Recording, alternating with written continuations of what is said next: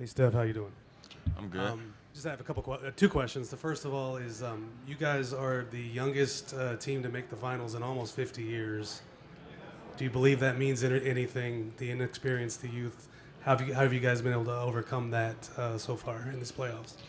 Uh, I mean, I don't think that was ever a problem for us. I think for us that was really just all outside noise, and in-house we have nothing but confidence in each other, and we take it game by game and try to walk this thing down. And I mean, we've got to this point, so I mean, we've been making history with like every game. It's like we see something new. So I mean, yeah, we got 4 more to go, and we got this far, but I mean, we still haven't really done anything yet.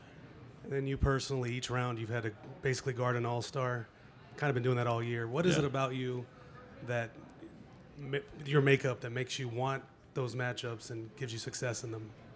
I think just knowing that it's a positive in my game and it's a strong suit of my game. Just using that to my advantage, and also just my competitive nature, just wanting those matchups and just wanting to win so bad, just doing whatever it takes. So if that means guarding the other team's best player for 40 minutes a night, then that's what I'll do. All the way in the back, right? Mary Rominger, KSAT 12. Steph, can you think back and describe the emotions you guys felt after that NBA Cup final loss, given it was, at that point, the biggest game and most meaningful game you guys had played? Yeah, obviously it was a tough loss. It wasn't season ending, so it doesn't feel as bad as probably your season ending in the playoffs. But yeah, obviously we wanted to win. So I think just us as competitors, we want to win every single game. But I think just we had short-term memory with that. I mean, we still got paid. I mean, how much did we get paid for that? So yeah, we moved on pretty quick. On your right, on the aisle over here. What's up, Steph? Caleb from Atlanta. I know you is, bro. I just wanted to ask, I know you like Non-Vicious. I know you're all with that music. Give me your top 3 from Atlanta. Top 3 from Atlanta? Yeah. I'll put Baby in there just out of respect. For sure. I'll put Prada in there because that's my man's. And yeah, for sure. I'll put Glock in there. I listen to Glock before games, so yeah. It's a crazy question to ask. You get everything. Michael, over here.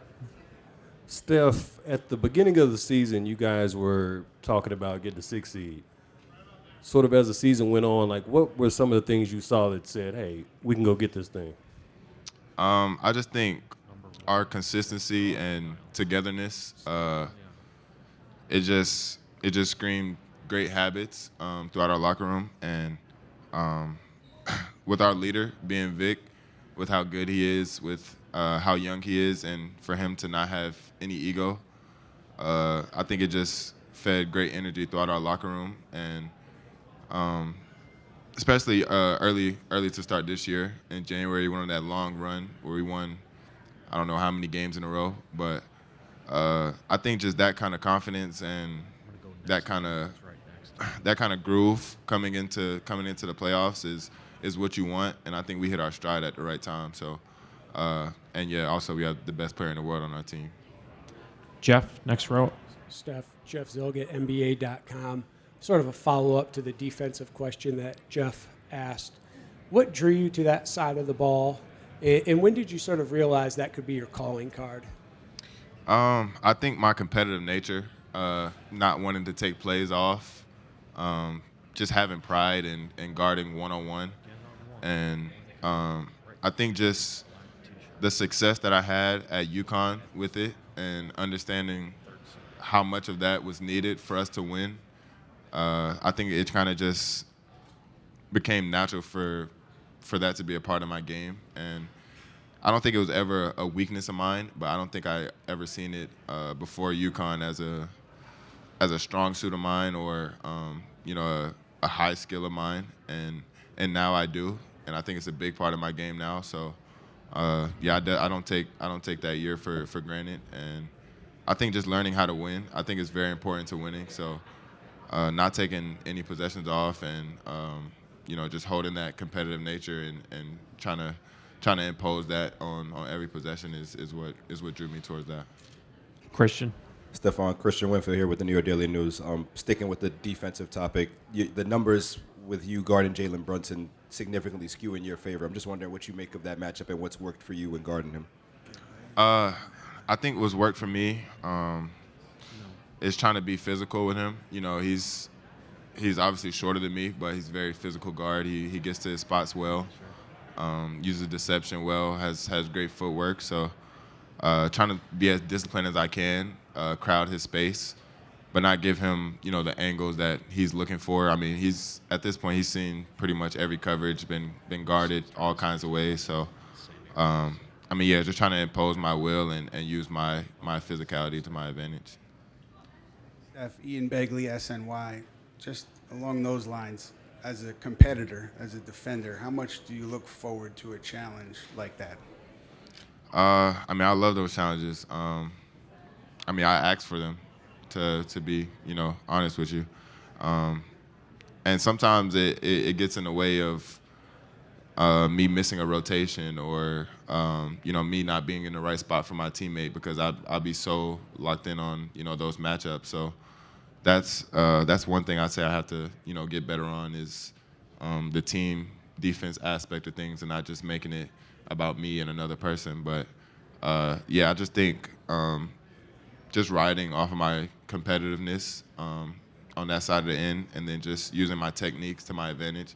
I think our coaches do a great job of giving us the tendencies on what guys like to do and the spots that they like to get to. So using that and trying to be smart and play aggressive defensively without fouling is fun to do when you do it right. And I know how big of a part it is to winning. So I don't have any problem doing that.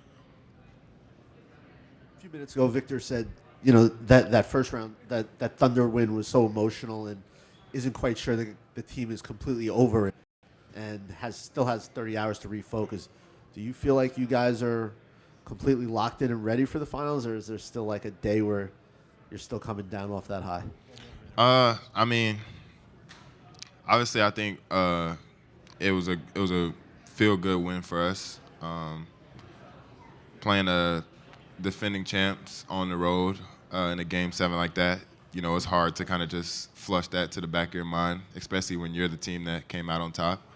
But I think we have a balance to where, we understand we can't get, complacent or satisfied with that. And, we still have a job to do. So come game time, we'll be ready. Ramona and Steve, last two. Hi, Ramona Shelburne, ESPN. Mitch was telling us earlier about the output that you put out on defense. They have a lot of measurables. I'm wondering how you prepare for just the energy you have to expend on that. I know Vic does the underwater training. I don't know if you do anything different or unique for that, or is it just a level? You're also young. You can go all day. But how do you expend that kind of energy, and how do you prepare for that? I think I just have the luxury of being young, honestly. I just get in the cold tub. I don't do nothing crazy. But yeah, I think I've been doing it for so long and consistently throughout the year that I really haven't had to change much coming into the playoffs, especially on that end. At this point, I'm pretty conditioned, and my body is used to it. So, I'm 21, so.